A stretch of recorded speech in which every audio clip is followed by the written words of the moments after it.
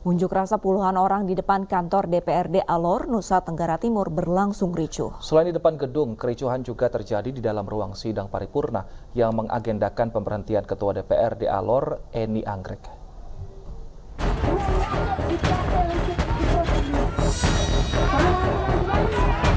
Unjuk rasa puluhan warga di depan gedung DPRD Alor, Nusa Tenggara Timur berlangsung ricuh. Saling dorong antara pengunjuk rasa dengan petugas Pol PP tak terhindarkan saat pengunjuk rasa memaksa masuk ke dalam gedung.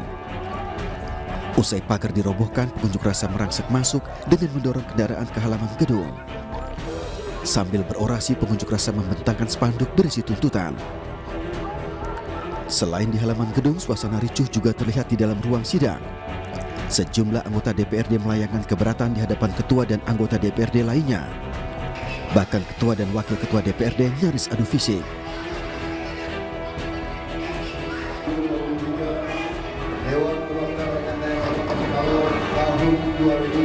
Apapun kalian mau putuskan itu tidak sah. Karena jadwal bonus yang kalian buat, saya tidak diberikan saya tidak diberikan undangan, tidak diberitahu oleh sekwan, tidak diberitahu oleh kepala persidangan bahwa ada jadwal banmus yang mau memutuskan begini. Itu tidak ada, padahal saya berada di kantor. Agenda yang kedua adalah surat keputusan tentang pemberhentian Ketua DPRD. Mungkin dua agenda ini berjalan dengan baik. Ya, dinamika wajar biasa. Itu bisa sampaikan, tapi selama kemudian berjalan dengan baik, menyangkut dengan agenda tutup dan buka sidang sesuai dengan jadwal. Kemudian yang satunya mungkin yang menjadi isu penting yang selalu disampaikan, mana dalam pidato saya tadi pun telah saya singgung, saya sampaikan. Sedianya sidang paripurna DPRD Alor NTT berlangsung mengagendakan putusan pemberhentian Ketua DPRD Alor. Pemberhentian Ketua DPRD Alor melalui sidang paripurna merupakan buntut dari pernyataan Ketua DPRD Eni Anggrek yang menyatakan bahwa pembangunan kantor DPRD dilakukan secara sepihak menjadi kontrak tunggal. Atas pernyataan tersebut muncul reaksi dari sejumlah pihak. Dari Alor, Nusa Tenggara Timur dan Bimanu, iNews melaporkan. Tapi kemudian Yosua mengancam Yang Mulia. Dia kemudian melakukan perkosaan terhadap istri saya. Saya tahu kapan kamu bohong, kapan enggak. Cerita kamu nggak masuk di akal. Kalian karena buta dan tertuli, makanya saudara tidak mendengar dan tidak melihat.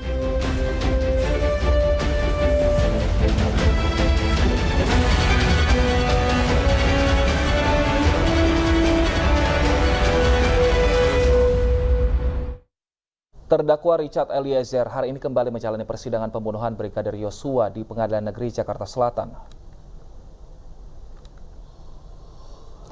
Richard Eliezer hari ini menjalani pemeriksaan sebagai terdakwa dalam kasus pembunuhan berencana terhadap Nofriansyah Yosua Huta Barat.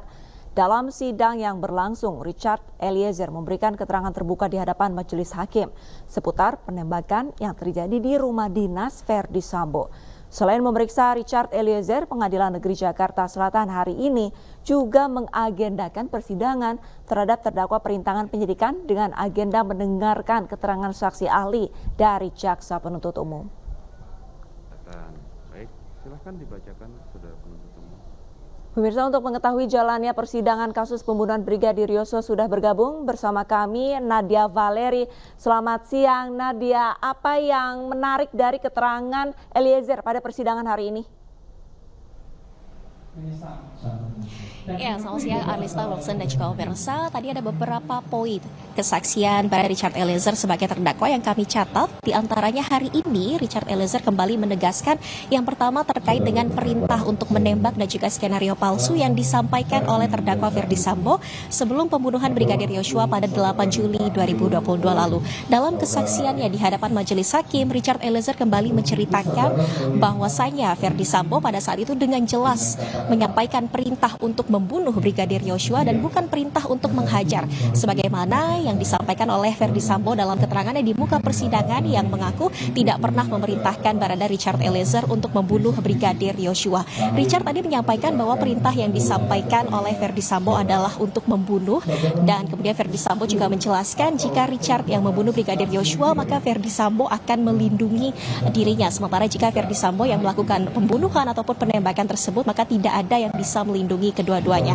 Kemudian juga tadi Richard menjelaskan bahwa setelah memberikan perintah untuk membunuh Brigadir Yosua, Ferdy Sambo juga kemudian menjelaskan terkait dengan skenario palsu yang akan diceritakan di hadapan penyidik pasca pembunuhan Brigadir Yosua, di mana skenario palsu ini adalah terjadinya tembak-menembak antara Richard Eliezer dan Brigadir Yosua karena mendengar suara teriakan dari kamar istri Ferdy Sambo, Putri Chandrawati. Kemudian juga tadi Richard Eliezer menyampaikan bahwa pada saat Ferdy Sambo menyampaikan perintah dan juga skenario palsu tersebut, Putri Chandrawati juga berada di ruang keluarga di rumah pribadi keduanya di Jalan Saguling, dan Putri Chandrawati bersama Ferdy Sambo ini juga bahkan sempat berbincang, terutama membicarakan terkait dengan penggunaan sarung tangan dan juga CCTV di rumah Duren 3. Kemudian juga yang terakhir tadi Richard Eliezer kembali menjelaskan bahwa Ferdy Sambo juga ikut melakukan penembakan terhadap Brigadir Yosua, di mana Ferdy Sambo menembak Brigadir Yosua usai korban sudah dalam keadaan telungkup karena Richard Eliezer sudah melepaskan sekitar 3 hingga 4 kali tembakan. Sementara sebelumnya dalam persidangan memang Ferdy Sambo tidak mengakui ikut serta melakukan penembakan terhadap Brigadir Yosua. Dan saat ini juga untuk tanya jawab masih berlangsung antara Richard Eliezer dengan jaksa penuntut umum. Ya, Arlista Wilson. Terima kasih Nadia Fadli atas laporan Anda. Selamat bertugas kembali. Pemirsa, Majelis Hakim Pengadilan Negeri Jakarta Selatan mendatangi rumah Ferdy Sambo untuk memeriksa lokasi penembakan Yosua. Hakim mengecek 2 rumah Sambo di Jalan Saguling dan di perumahan Duren 3, Jakarta Selatan.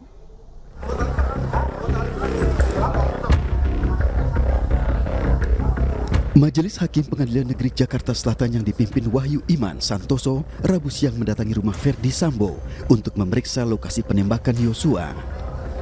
Hakim memeriksa 2 rumah Sambo di Jalan Saguling dan di perumahan Duren 3, Jakarta Selatan. Peninjauan tersebut dilaksanakan bersama jaksa dan tim kuasa hukum para terdakwa.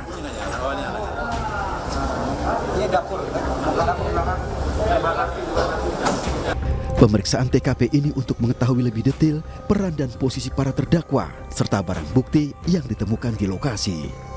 Diharapkan majelis dapat mempunyai pandangan atau setelah melihat langsung kondisi pada saat kejadian pada tanggal 8 itu. Artinya di mana posisi Ibu Putri dari jenazah itu yang sesuai dengan keterangan Ibu Putri, dia tidak melihat dan tidak mengetahui kejadian itu. Bahwa dengan hadirnya majelis hakim bisa melihat langsung secara visual terkait rumah yang ada di Saguling dan rumah Duren 3.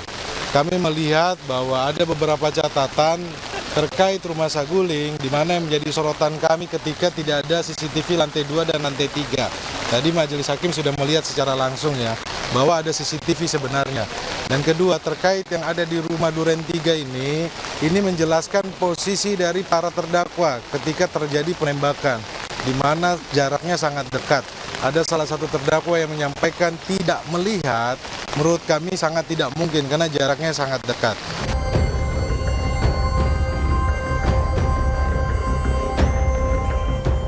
Secara teknis, pemeriksaan majelis hakim melihat secara langsung posisi saat rekonstruksi dalam BAP dan sesuai dengan keterangan saksi-saksi atau terdakwa.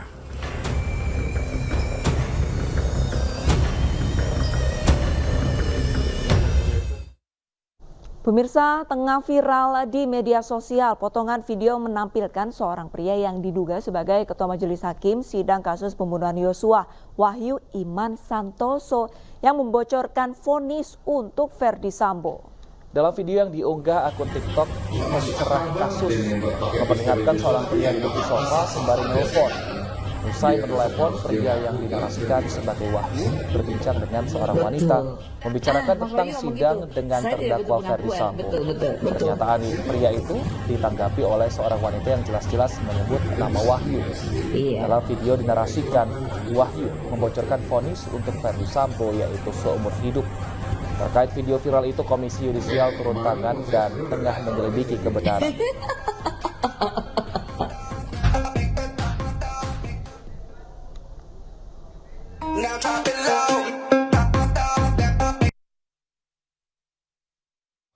Dan yang pakai pistol Joshua, tapi ya nggak apa-apa, sah-sah saja. Saya nggak akan dia harus dia ngaku kan, saya bilang saya nggak butuh pengakuan. Betul.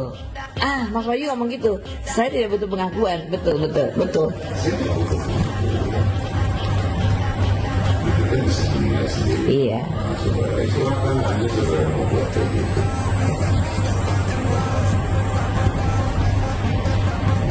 Kemarin menurut saya sebenarnya udah gatal, nanti saya bilang.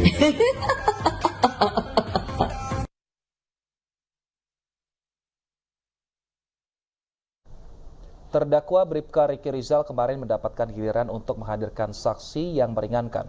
Ricky Rizal menghadirkan 2 saksi ahli di bidang hukum pidana, Firman Wijaya dari Universitas Tarumanegara serta Solahuddin dari Universitas Surabaya. JPU protes dengan ahli pidana Firman Wijaya yang dihadirkan meringankan dakwaan Ricky Rizal karena tidak mencantumkan surat tugas dari kampus tempatnya bekerja, namun melihat surat digital di ponsel yang diberikan Firman. Majelis hakim yang berdiskusi kemudian memutuskan mengizinkan Firman bersaksi di dalam persidangan. Aksi hukum pidana Firman menjelaskan soal elemen mental dalam kasus dugaan pembunuhan Yosua. Firman pun menegaskan setiap seseorang yang akan melakukan tindak pidana tertentu memiliki niat jahat atau mens real. Namun ketika seseorang menolak melakukan tindak pidana, maka niat jahat itu tidak terbukti. Jadi Pak Jaksa, 2 pendapat tadi saya tidak bisa mengatakan mana yang lebih dominan, maka saya menggunakan teori Van Het instrument.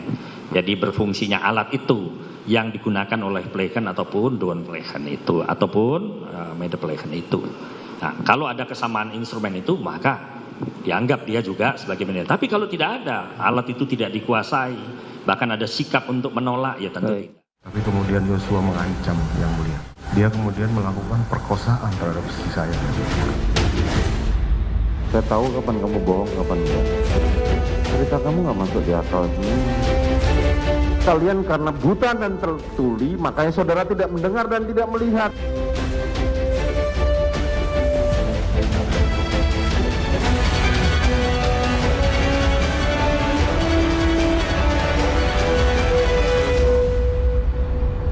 Kita ke perkembangan kasus penculikan anak pemirsa. Polisi menetapkan Iwan Sumarno alias Jaki sebagai tersangka penculikan bocah 6 tahun Malika. Keluarga berharap pelaku dihukum maksimal.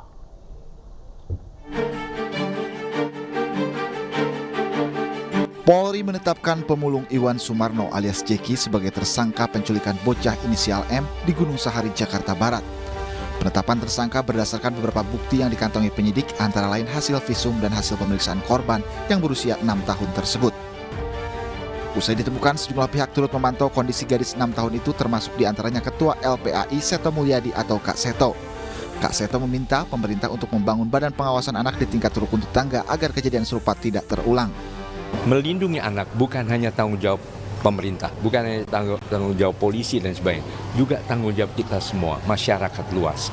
Maka salah satu gagasan yang sudah kami lontarkan dari LPAI sejak tahun 2011, waktu itu adalah membentuk seksi perlindungan anak tingkat rukun tetangga. Sementara itu, pengacara keluarga korban mengatakan kondisi korban dalam keadaan stabil. Harusnya saya nanya dia sehat gitu loh. Ya, jadi saya melihat memang kondisinya cukup stabil, tidak labil. Secara fisik, performance semua bagus, bahkan ceria, gitu loh ya. Hanya dia kepingin pulang, kepingin masakan ibunya. Walaupun di sini dikasih makanan apa. M, bocah berusia 6 tahun diculik pada 7 Desember 2022. M ditemukan Senin malam di kawasan Cipadu, Tangerang. Orang tua M bahagia hingga sujud syukur.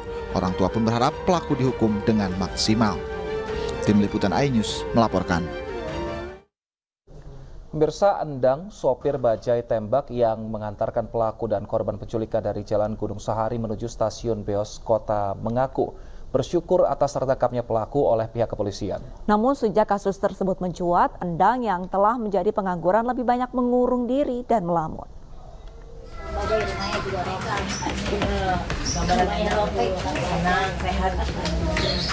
Beginilah kondisi Endang, sopir bajai tembak yang mengantarkan pelaku dan korban penculikan dari Jalan Gunung Sahari 7A Sawah Besar, Jakarta Pusat ke stasiun Jakarta Kota pada 7 Desember 2022 lalu. Sejak video rekamannya viral di media sosial dan media massa, Endang telah menjadi pengangguran karena tidak satupun pemilik bajai yang mengizinkan lagi dirinya membawa bajai. Hampir 1 bulan menjadi pengangguran ternyata mempengaruhi kondisi kejiwaannya, serta hanya menghabiskan hari-harinya di rumah dengan banyak mengurung diri dan melamun. Meski tak ingat dengan jelas wajah pelaku, namun dirinya mengaku bersyukur dengan terungkapnya kasus tersebut.